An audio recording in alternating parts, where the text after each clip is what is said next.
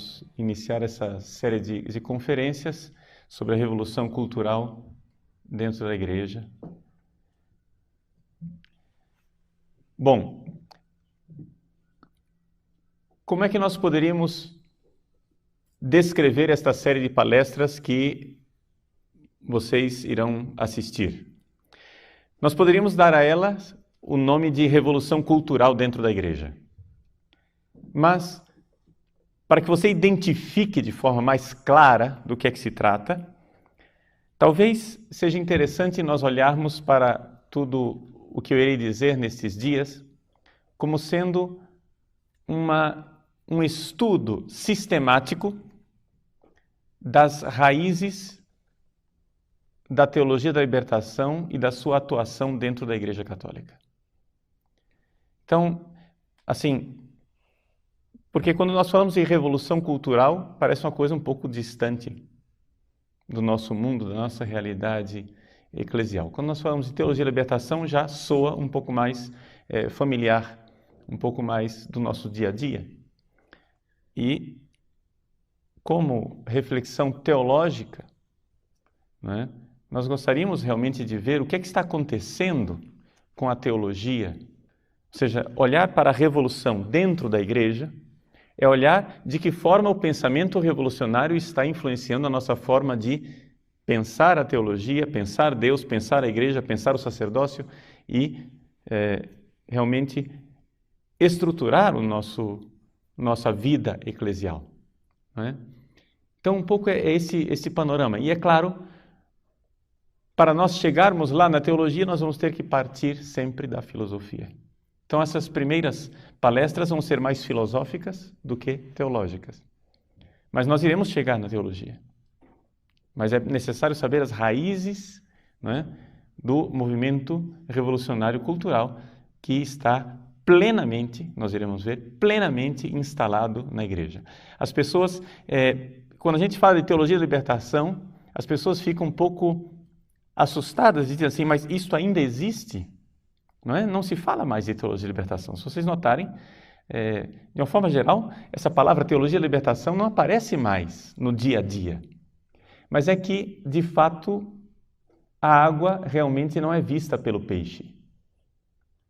Ou seja, nós já estamos em uma tal situação de hegemonia cultural. Ou seja, em que todo o pensamento da sociedade e da igreja está tão perpassado, tão eivado de revolução, que nós já não notamos mais o que seja revolução. Vejam, em 1989, houve um evento epocal, algo que mudou a história recente da humanidade. Todos vocês sabem, a queda do Muro de Berlim. Ou seja, para todos os efeitos, o que aconteceu na prática? O que aconteceu é que o comunismo real, o socialismo real, o marxismo real desapareceu. Pareceu uma vitória do capitalismo, não é? Pareceu uma grande vitória de dois homens, dois grandes homens do século XX. O presidente Ronald Reagan, dos Estados Unidos, e o Papa João Paulo II, que, se vocês forem olhar um pouco na história, né, que quanto mais a gente se afasta daquela data, mais claro fica o que é que realmente aconteceu. Houve realmente uma colaboração entre o Vaticano e os Estados Unidos num esforço de trazer abaixo o comunismo, não é? O Papa João Paulo II vinha de um país comunista. Ele sabia o que era o comunismo, ele sabia o que era a opressão de um Estado totalitário. Ele viveu debaixo da bota do comunismo. E o presidente Ronald Reagan foi sempre um anticomunista ferrenho e foi eleito como tal. Então, os dois homens digamos assim, o braço secular e o braço religioso parece que se uniram num esforço hercúleo de trazer abaixo o comunismo. Então, quando em 1987 o presidente Reagan, diante do portão de Brandemburgo, em Berlim, pronunciou um seu famosíssimo discurso, falando a respeito do secretário-geral do Partido Comunista, Gorbachev. Ele estava descrevendo e dizendo os esforços de Gorbachev de fazer uma perestroika, uma reestruturação do movimento comunista na Rússia, de fazer glasnost, ou seja, uma transparência na estrutura e no governo comunista. Então, o presidente Reagan fez um discurso famosíssimo dizendo aquilo que todos os homens e mulheres de boa vontade no Ocidente queriam dizer. Ele diz assim: Mr. Gorbachev, come here and open this gate. Senhor Gorbachev, venha e abra esse portão. Bring down this wall. Derrube esse muro. E como que ouvindo esse discurso de Reagan, 2 anos depois o muro caiu.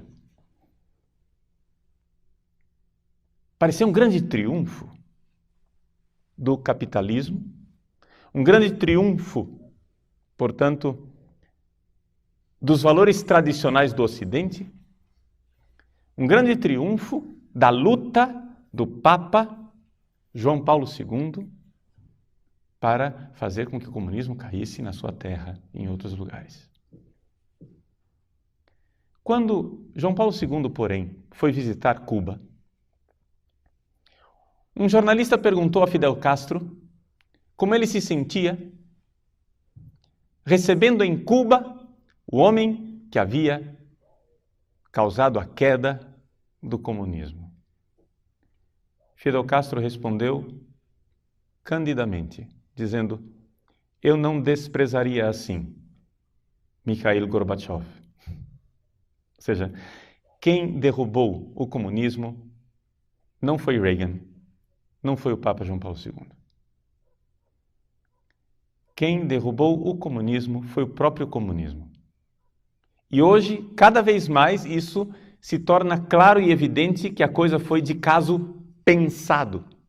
Existem expressões, existem manifestações do próprio Gorbachev anteriores à queda do Muro de Berlim, em que ele já dizia,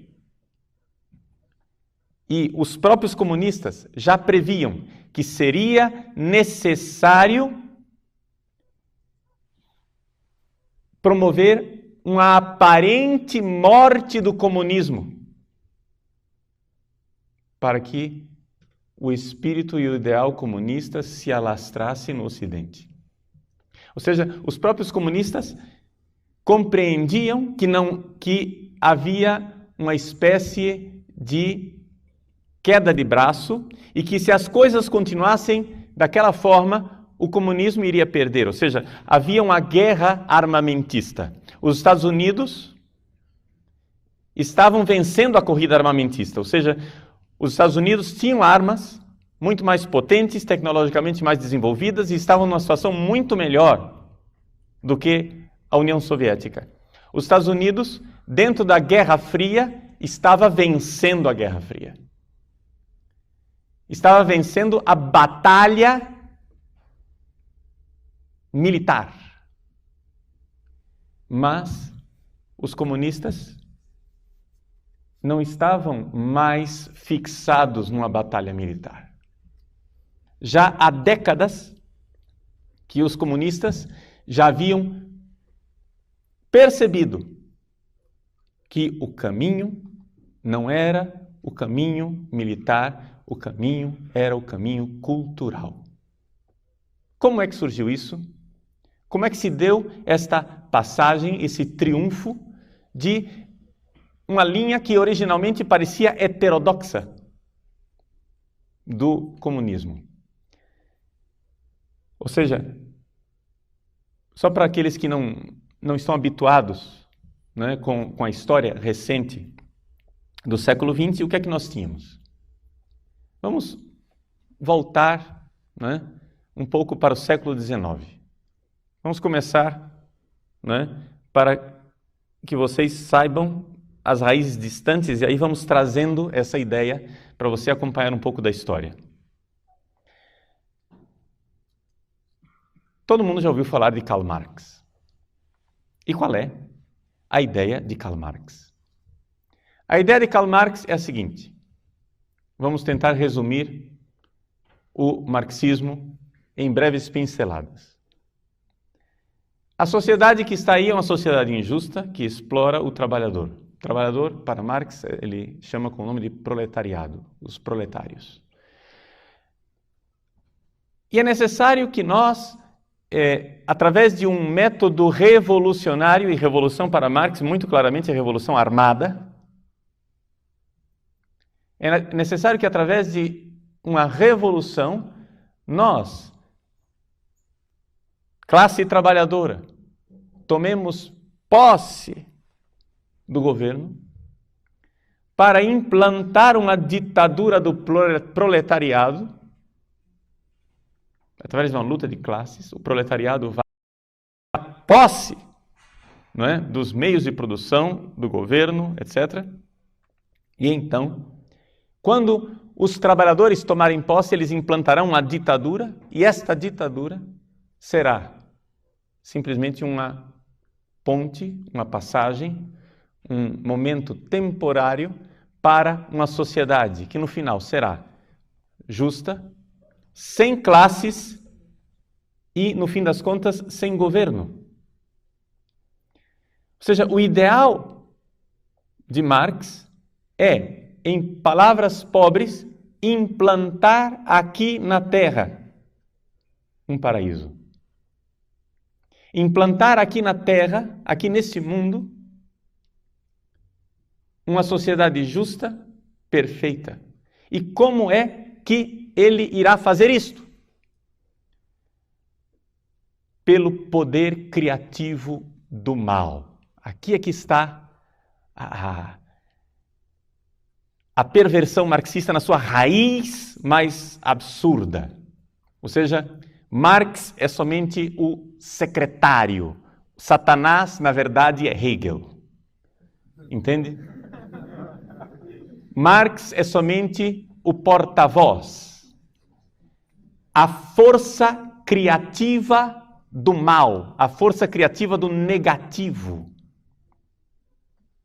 Faça o mal. Produza o mal. Destrua. Disto virá algo bom. É esse o princípio hegeliano. Uma vez que você tem uma antítese forte deste conflito, desta luta de tese e de antítese, surgirá uma síntese superior. Esta luta será elevada. Na linguagem técnica hegeliana, será suprassumida, aufgehoben em alemão.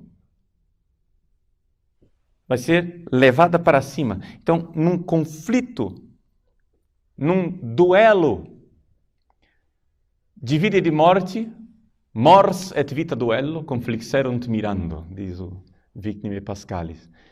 Com o conflito de vida e de morte surgirá o superior. Então, o que acontece? Hegel vê que existe uma injustiça com o mal, com o negativo.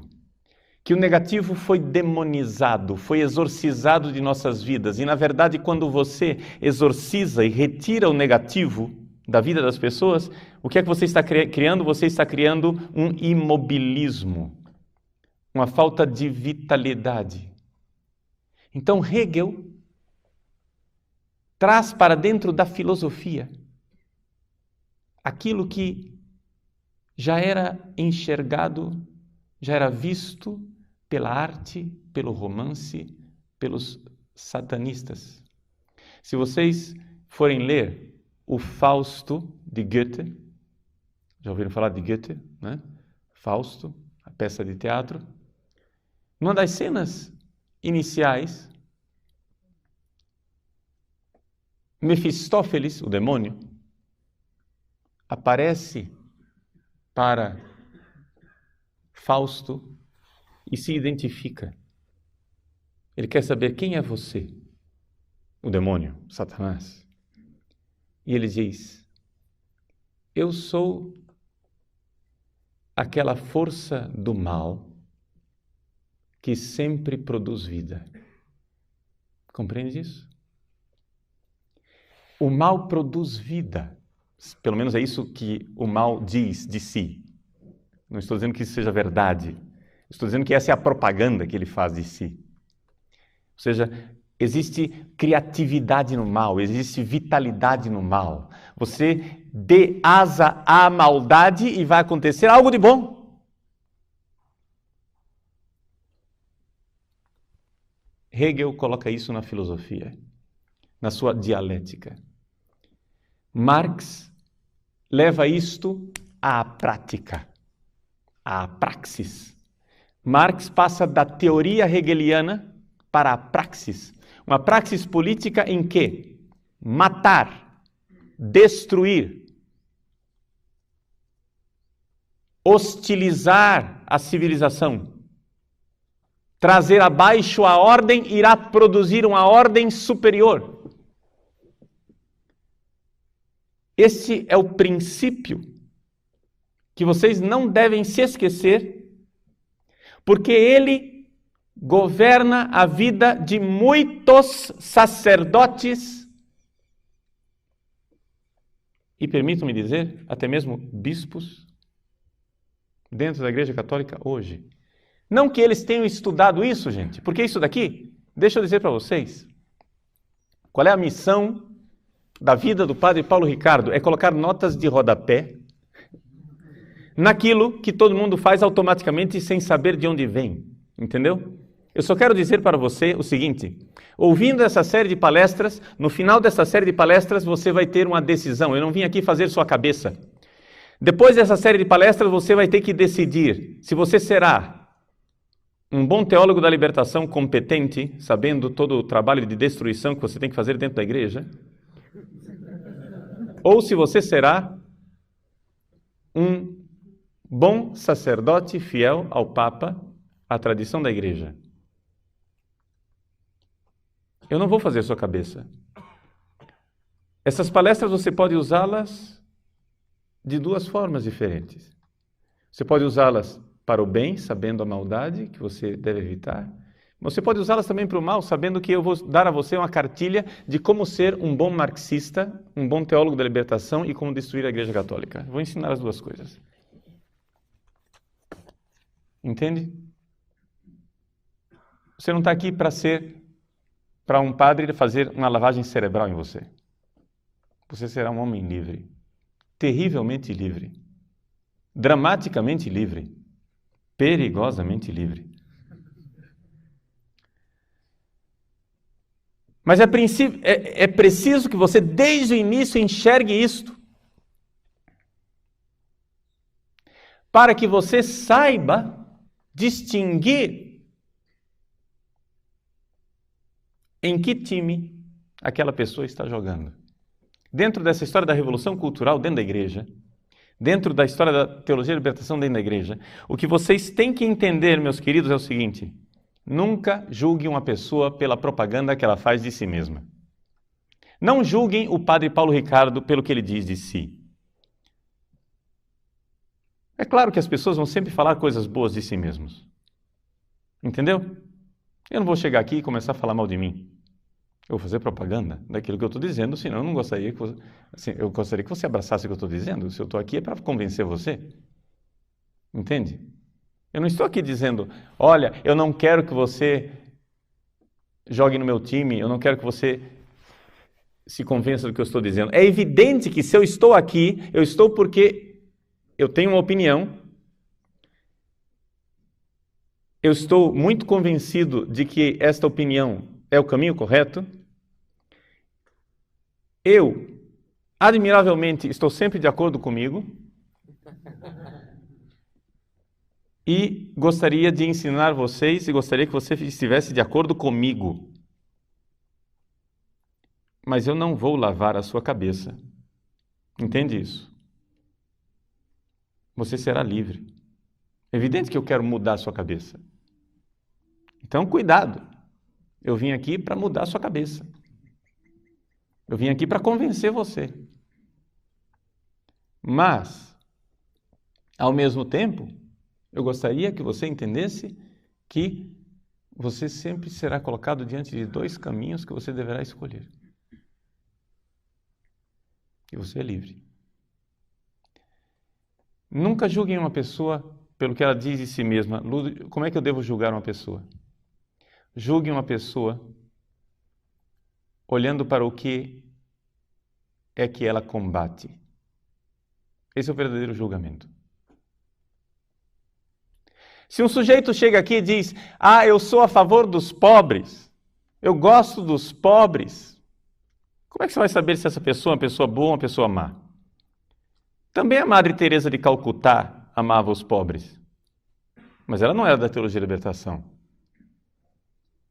Também teólogos famosos e bispos famosos dizem que amam os pobres. Mas como é que eu vou julgar essa pessoa? Se você quer um critério para julgar, você olhe sempre para o que é que esta pessoa está combatendo, contra o que ela está lutando.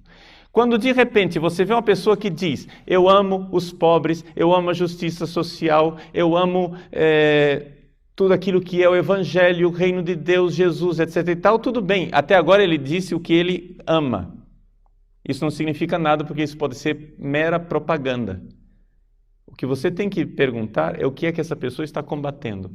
Quando essa pessoa começa a combater tudo que nós temos de sagrado, quando ela combate a liturgia que está no missal, quando ela é contra a disciplina que está no Código de Direito Canônico, e quando ela destrói a doutrina que está no Catecismo da Igreja Católica, você começa a ver que o gato se esconde atrás da cortina, mas sempre deixa o rabo de fora. Compreendem a coisa?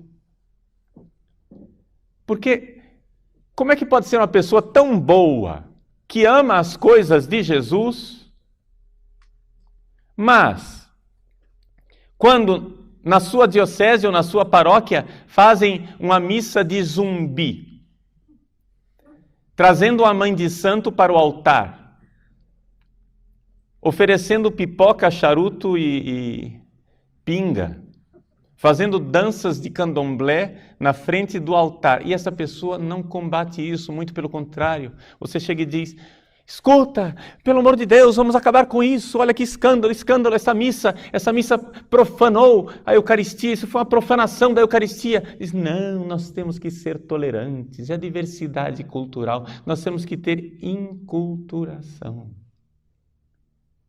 E aí, tão logo, um padrezinho jovem, de batina preta, decide, muito singelamente, celebrar uma missa de Pio V para um grupelho de fiéis, 5, 6 fiéis, nada mais do que isso.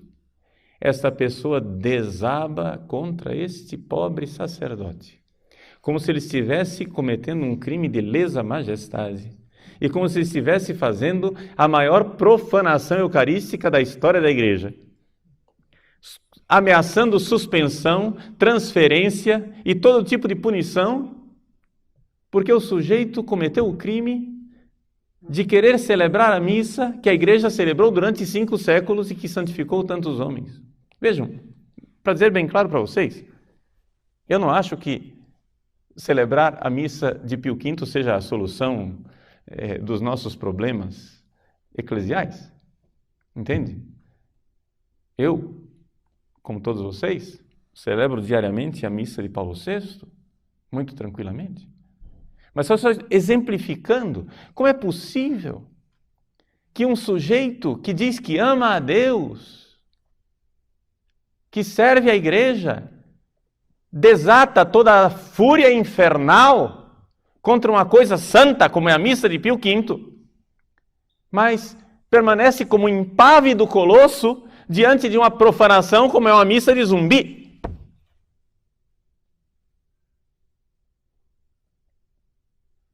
Não compre o produto pela propaganda. Leia a bula. Veja os efeitos colaterais. Compreendem? Você tem que saber em que ideologia você está entrando. E exatamente aqui é que eu preciso ensinar a vocês a serem bons marxistas para rejeitar o marxismo ou para abraçá-lo. Entende? O marxista sabe muito bem que o que é propaganda e o que é o verdadeiro intento. O bom marxista sabe que ele está dentro da igreja e ele precisa fazer uma cortina de fumaça de propaganda e dizer o quanto ele ama a tradição da igreja, mas a verdadeira tradição. Não esta tradição engessada, tridentina, encarquilhada, sem vitalidade. Ele ama os pobres, ele ama os santos, mas os santos comprometidos. Ele gosta da liturgia, mas uma liturgia enculturada que fale ao povo. Veja, tudo isso são frases que você ouvindo assim, você não tem nada para dizer contra elas. O que você vai dizer de uma frase dessa? O que você vai objetar a um sujeito que diz que ama os pobres? Você vai dizer, pois bem, meu senhor, sim senhor, é isso mesmo, vai aplaudir. Mas o que você tem que entender é que o princípio de ação marxista é o princípio do trabalho do negativo. É o princípio do trabalho do destruidor. É o princípio do trabalho daquilo que põe abaixo. E o que é que eles querem pôr abaixo?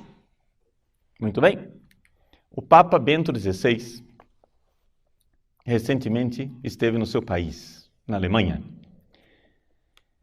E ele esteve no Congresso Nacional, no Bundestag, e dirigiu uma palestra aos congressistas, aos parlamentares do seu país. Aliás, palestra na qual ele foi efusivamente, longamente aplaudido. Você pode ver o vídeo, está à disposição no site do Vaticano, dia 22 de setembro, viagem apostólica à Alemanha. Ele foi efusivamente aplaudido de pé pela Assembleia inteira, exceto por uma área da Assembleia onde havia bastante cadeiras vazias, sinal de congressistas que não foram, que se recusaram a participar, e os poucos que foram daquele partido lá participar ficaram de braços cruzados, enquanto todos os outros aplaudiam o Papa e aplaudiam ostensiva e longamente. Né? Muito bem. Nesse discurso, o Papa, nas palavras conclusivas, disse o seguinte: a cultura da Europa nasceu do encontro entre Jerusalém, Atenas e Roma. Do encontro entre a fé no Deus de Israel, Jerusalém, a razão filosófica dos gregos, Atenas, e o pensamento jurídico de Roma. Este tríplice encontro forma a identidade íntima da Europa.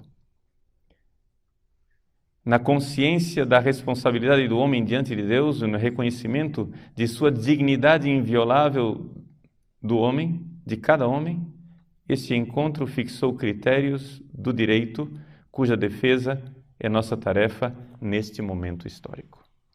O Papa está dizendo que nós temos que defender estas três grandes colunas da cultura ocidental: a fé cristã, o direito romano e a filosofia grega. Por quê? Porque existe um movimento revolucionário que quer trazer abaixo estas 3 colunas. E, aliás, não quer trazer abaixo, está derrubando estas 3 colunas. Ou seja, as 3 colunas já estão no chão, em frangalhos. E nós o que precisamos fazer é reerguê-las. Então aqui está o grande conflito, a grande batalha cultural, a grande guerra cultural. Esta guerra cultural que se expressa na destruição destas 3 colunas básicas da cultura ocidental. Ou seja, do legado de Jerusalém, de Atenas e de Roma. O Papa professa publicamente de que lado ele está. Nós iremos nesses dias estudar quem é o outro lado. Ou seja, quem são as pessoas que, ao contrário do Papa, que quer preservar a herança cultural de Jerusalém, de Atenas e de Roma, quem são as pessoas que querem destruir e por que querem destruir? Porque é importante isso, meus senhores. Vocês têm que saber por que é que vocês apanham, entende? Por que é que você, quando ingenuamente, assim, com toda simplicidade e candura, celebra a sua missa usando sua casula, incenso, com os coroinhas de batina sobre pelis, por que é que você será hostilizado como se você fosse Satanás em pessoa? Por que tanto ódio? Então, é um pouco isto que nós queremos ver nesses dias. Lá atrás, Hegel e Marx. Hegel e Marx nos colocam diante desta realidade do trabalho do negativo, do trabalho da destruição. É necessário destruir. Hegel quer, através do trabalho do negativo, do trabalho da destruição, trazer abaixo uma ordem e um sistema que ele diz está oprimindo o trabalhador, está oprimindo o proletário. Porém, Marx, como profeta, foi um profeta pela metade. Por quê? Porque ele profetizava o futuro de uma sociedade justa,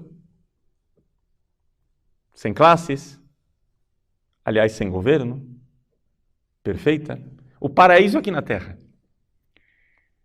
Só que ele previa que isto iria acontecer através de uma revolta dos trabalhadores. Nota de rodapé, diga-se de passagem que ele sabia perfeitamente que isso não era verdade. Ele, inclusive, falsificou os dados das pesquisas. Ele vivia na Inglaterra, foi fazer pesquisas a respeito da situação dos trabalhadores a partir dos dados dos Blue Books do governo britânico, e ele, falsificando os números, disse, vejam, a situação dos trabalhadores é insuportável, eles irão explodir numa revolta. Ele sabia perfeitamente que as coisas não eram do jeito que ele estava pintando. Marx é, além de pseudo-profeta, é um mentiroso e um sujeito intelectualmente desonesto. Tá? E não há dúvida nenhuma nisso. Agora, ele previa que então os trabalhadores iriam sofrer tanto debaixo da pressão dos capitalistas, dos burgueses, que a panela de pressão iria estourar. E os trabalhadores iriam se unir contra os capitalistas opressores. O manifesto comunista termina assim: trabalhadores do mundo, univos, vereint euch, univos. Os trabalhadores, Marx previa que a pressão contra os proletários seria tão grande que os trabalhadores da França iriam se unir com os trabalhadores da Alemanha, com os trabalhadores da Inglaterra, com os trabalhadores da Itália, e eles iriam se unir contra a classe capitalista e impor a ditadura do proletariado. Problema, isso não aconteceu. Marx morreu e não viu a profecia vir abaixo, ou seja, não se realizar. Ele previu uma grande guerra, a guerra que ele chamava de guerra pan-europeia. Essa guerra pan-europeia de fato aconteceu, foi a Primeira Guerra Mundial. Todo mundo previa um pouco que haveria essa guerra. O próprio Papa São Pio X, quando ele morreu, há 100 anos atrás, ele morreu e dizia continuamente: verrà il guerrone. A guerra enorme, a guerra grande acontecerá. Verrà il guerrone. E de fato aconteceu o guerrone, a guerra grande. A Primeira Guerra Mundial. Só que, para a total confusão dos marxistas, os trabalhadores não se uniram. Eles, ao contrário, pegaram as armas para matar, horror dos horrores, outros trabalhadores. Ou seja, os trabalhadores franceses pegaram armas para matar os trabalhadores alemães, para defender os interesses de classe dos seus patrões, dos capitalistas. Como é possível? Então, depois que terminou a Primeira Guerra Mundial, o marxismo estava em plena crise teórica. Como era possível que os trabalhadores estivessem tão alienados? Como era possível que os trabalhadores, que deveriam ter, conforme a análise de Marx, uma consciência de classe e defender os direitos da sua classe, como era possível que eles agora pegassem armas para matar outros trabalhadores e defender os interesses dos seus patrões? Quem foi que alienou os trabalhadores dessa forma? Essa é a grande pergunta. Um pouco da resposta o próprio Marx já havia identificado. Quando ele diz aquela famosa frase de que a religião é o ópio do povo. Já ouviram essa frase vocês, né? A religião, ópio do povo, quer dizer o quê? Você está sofrendo. Os métodos anestésicos da época não eram muito eficazes. O ópio foi uma grande descoberta. Então, descobriram o ópio enquanto possibilidade de fazer com que a pessoa fugisse do sofrimento, da dor. E começaram a fugir do sofrimento e da dor existencial, se drogando. Pois bem, Marx disse: a religião é o ópio do povo. O ópio é muito caro, o povo não tem dinheiro para comprar ópio, então você vai à igreja, reza o terço. Os padres prometem ao povo o paraíso, e então as pessoas irão sonhar com o paraíso. Se você aqui nessa terra está lascado, se você está aqui nessa terra numa situação triste, se você, como trabalhador, é oprimido, vilipendiado e maltratado pela ambição do capital, não tem problema, reze o terço e espere o paraíso no céu. Marx já havia entendido que havia um fator cultural que alienava o povo. Mas isso não havia sido elaborado de forma adequada, teoricamente. E nós tivemos que esperar o início do século XX para ver esta elaboração feita por dois filósofos que, independentes um do outro, conseguiram elaborar isso de alguma forma mais sistemática. Esses dois filósofos são um filósofo húngaro, Georg Lukács, a respeito do qual nós falaremos muito pouco, e um outro filósofo italiano chamado Antonio Gramsci. Esse sim falaremos bem mais, porque a filosofia de Gramsci é realmente aquilo que nós podemos dizer, é a filosofia vencedora. É aquilo que todo mundo hoje em dia acha que é a solução. Claro que Gramsci é aperfeiçoado, porque as coisas não pararam com Gramsci. Mas, do que é que nós estamos falando aqui? Nós estamos falando do fato de que quando terminou a Primeira Guerra Mundial, estava estabelecida uma grande crise teórica no marxismo. A crise teórica consistia no seguinte: por que é que os trabalhadores pegaram em armas para defender os benditos dos patrões quando, na teoria marxista, eles estão oprimidos pelos patrões e iriam se revoltar contra o patrão? Por que é que eles não defenderam os seus interesses de classe? Quem os alienou? Ora, Gramsci, na sua filosofia, descobriu que havia 3 pilares, 3 colunas que precisavam vir abaixo. As 3 colunas a respeito das quais o Papa Bento XVI falou no parlamento da Alemanha.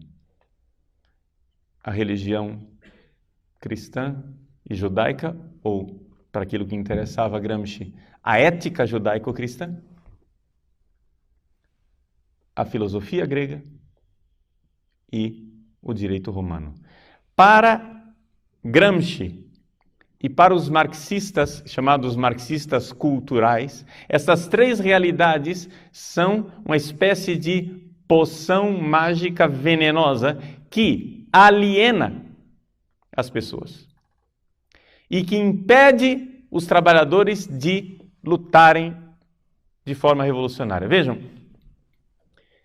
só para vocês não perderem o fio da meada, Gramsci, ele era marxista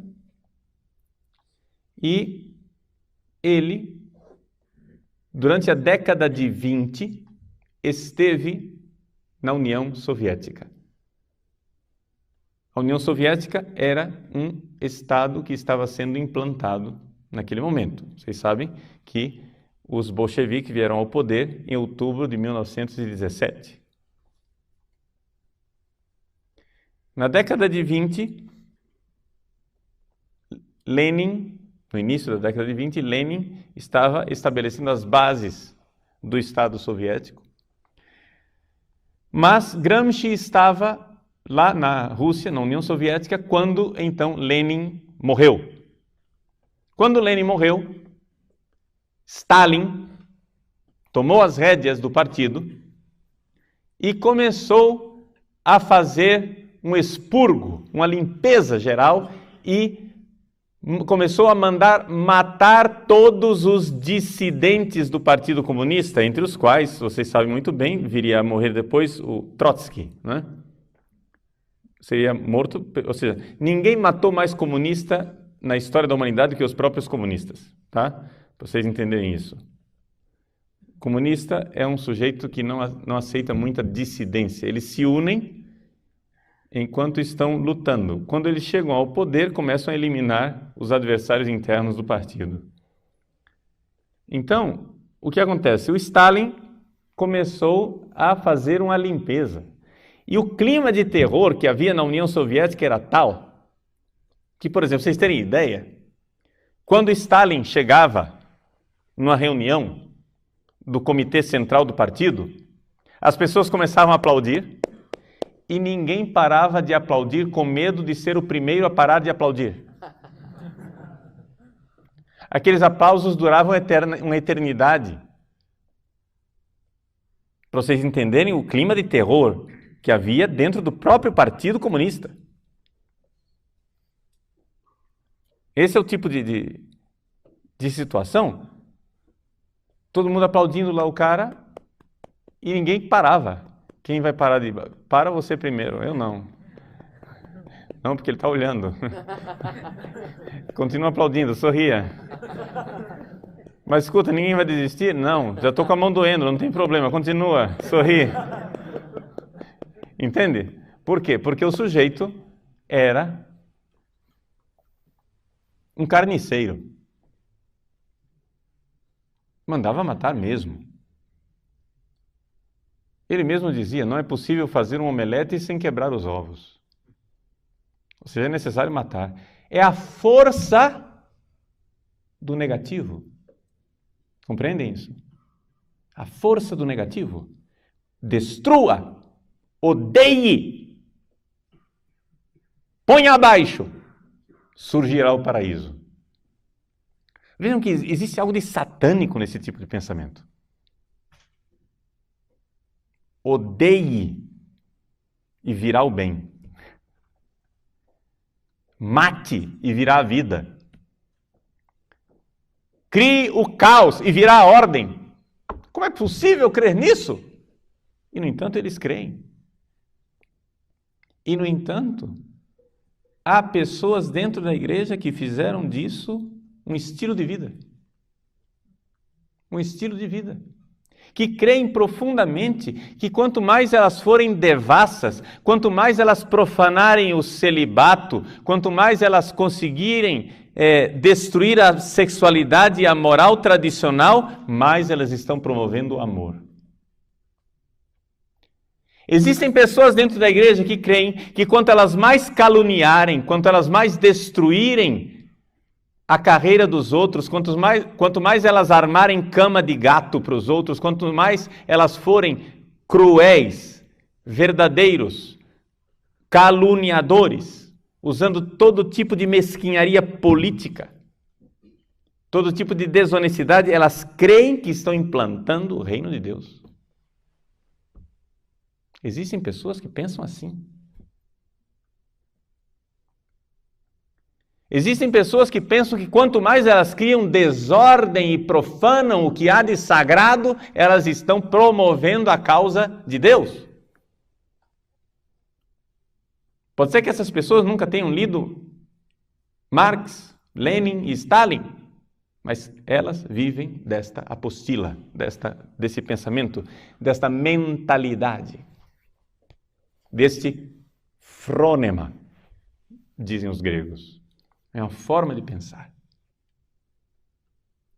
E nós, nesses dias, vendo e explorando um pouco as raízes disso, vamos entender como é que se chega a isso. Como é que uma pessoa chega a ser assim, dentro da igreja, celebrando missa todo dia. Pois bem, Gramsci, então, compreendeu que era necessário destruir, era necessário trazer abaixo a cultura ocidental. Mas não que não haveria solução pelo caminho stalinista. Gramsci abominava o regime de força e de terror que Stalin havia implantado. Gramsci acreditava o seguinte, que a cultura europeia, com aquelas 3 colunas, a ética judaico-cristã, a filosofia grega e o direito romano, precisava ser implodida. Mas implodida como? Lentamente, anonimamente, gradualmente. Então, gente, essas coisas, na técnica gramsciana, nada pode ser ostensivo. Tudo deve ser disfarçado. Você deve subministrar o veneno ao paciente e ele deve tomar aquilo todos os dias espontaneamente, achando que é remédio. Compreende? Você deve dourar a pílula. Você tem que apresentar para a pessoa o veneno que irá matá-la, como se aquilo fosse o medicamento de sua salvação. Você precisa destruir a cultura em nome da dignidade do homem. Em nome da liberdade, você cria a ditadura. Em nome da dignidade do homem, você cria a destruição. Em nome dos direitos humanos, você cerceia os direitos. E é isso que é o caminho gramsciano. É o caminho onde, e aqui é importante isso para vocês desde o início, existe uma propaganda e existe uma realidade. Uma coisa é o que o marxismo cultural alardeia. Outra coisa é o que ele realmente faz. Vou dar um exemplo, só para a gente não ficar na teoria. E com esse exemplo concluo essa primeira palestra. A união homossexual, o casamento gay. Como é que se passa num congresso uma lei aprovando o casamento gay? Como é que você faz com que juristas e juízes do Supremo Tribunal Federal assinem uma sentença reconhecendo a união gay como um direito? Como é que você consegue que estes senhores, que teoricamente estudaram, são alfabetizados, né? Pelo menos a gente supõe que um ministro do Supremo Tribunal Federal não seja um analfabeto. É só suposição até que se prove o contrário. Que eles sabem ler a Constituição Federal, ora bolas carambolas, e na Constituição está escrito o que é família, que família é constituída por homem e por mulher. Como é que ele agora pega e rasga a Constituição e interpreta que família pode ser 2 homens? Em nome da dignidade. Nós não podemos oprimir os homossexuais. Eles têm direitos. Você é preconceituoso. Você não tem vergonha? Essas pessoas não têm culpa de serem homossexuais. Você prega o Deus da caridade, da tolerância, do amor, da fraternidade universal e depois quer excluir estes irmãozinhos? Mas que raça de padre você é?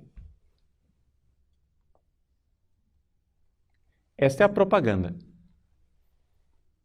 Mas o que é que eles querem obter com isso? Eles querem obter a destruição da família. Porque para o pensamento marxista, a família é um valor burguês, é uma desgraça que deve ser destruída. Todo marxista odeia que exista uma família. Por quê? Porque a instituição familiar é uma instituição baseada em 2 coisas que precisam ser destruídas. Primeiro, a propriedade privada. Família significa que eu passo os meus bens para os meus herdeiros. Eu vou perpetuando a existência da propriedade privada. Segunda tragédia da família. Família significa uma opressão patriarcal em que o macho é superior à fêmea. O homem é mais do que a mulher. Não há igualdade. E uma terceira coisa para acrescentar: a família, a instituição familiar perpetua a ética sexual burguesa da qual nós precisamos nos livrar. Então, quando você coloca no mesmo nível de dignidade um casal de homossexuais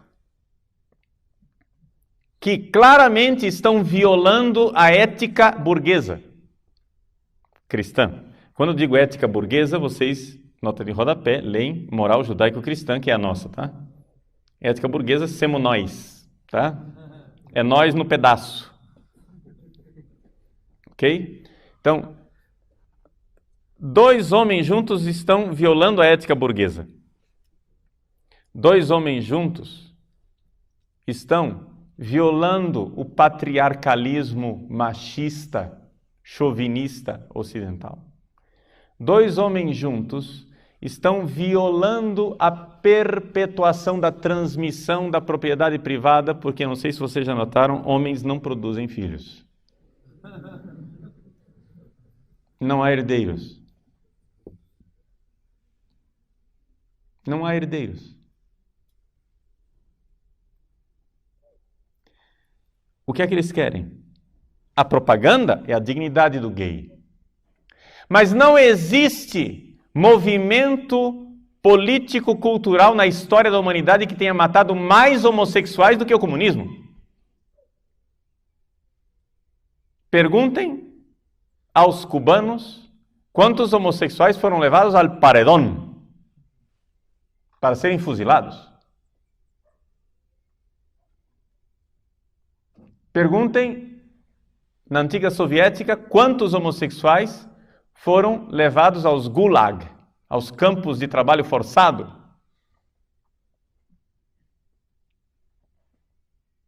O interesse de defesa dos direitos homossexuais não é absolutamente aquilo que os comunistas e marxistas querem. O que eles querem é destruir a família. Mas é evidente que eles não vão chegar e dizer assim: escuta, pessoal, nós viemos aqui com um plano para destruir a família. O plano é o seguinte. Eles não vão dizer isso. Porque todo mundo vai se revoltar. Por quê? Porque, segundo eles, o povo está alienado porque o povo está com um pensamento cristão tão arraigado que é necessário que nós entremos na consciência do povo e tiremos esses valores cristãos à força, usando a própria linguagem cristã para isso. Então, em nome da tolerância cristã, do amor cristão, né, da dignidade do ser humano, eles destroem a família. Essa é a propaganda. Mas eu já disse a vocês, vocês querem saber quem é aquela pessoa? Se ele é lobo ou se ele é pastor? Se ele é um lobo com pele de ovelha? Não levem em consideração o que ele diz de positivo. Considerem sempre o trabalho do negativo. Contra o que é que ele está lutando? O que é que ele está destruindo? O que é que ele está pondo abaixo? Aí vocês saberão o que é uma pessoa. Então, nessa primeira palestra, nós colocamos um pouco uma visão panorâmica daquilo que é o movimento do marxismo cultural. O movimento do marxismo cultural, ele parte da realidade de que Marx quer implantar uma sociedade nova, um paraíso aqui na Terra. Mas os meios precisam ser os meios culturais, diz Gramsci. Somente através da luta cultural é que nós conseguiremos implantar a nova sociedade e o novo mundo. Por quê? Porque os métodos antigos da Força Armada, os métodos da Revolução Armada de Lenin e de Stalin não deram certo. Porque você não pode pôr um povo na camisa de força quando eles internamente já estão revoltados contra aquilo. Então, mais do que um Big Brother do George Orwell, 1984, não sei se alguém conhece o romance, ou seja, uma autoridade estatal do Big Brother que vai lá e está vigiando as pessoas o tempo inteiro, porque as consciências das pessoas continuam, né, não aceitando aquele novo Estado, aquela nova ordem. Mais do que um 1984 de George Orwell, o que Gramsci propõe é um admirável mundo novo de Huxley.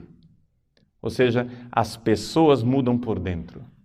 As pessoas precisam mudar internamente, aí teremos a nova sociedade. Aí teremos um novo mundo. É necessário, então, atenção, aculturar as pessoas. Mudar a cultura delas. Então, muito cuidado quando vocês ouvirem falar de enculturação. Inculturação, na verdade, é mais aculturação do que enculturação. Mas nós teremos tempo para falar isso mais tarde.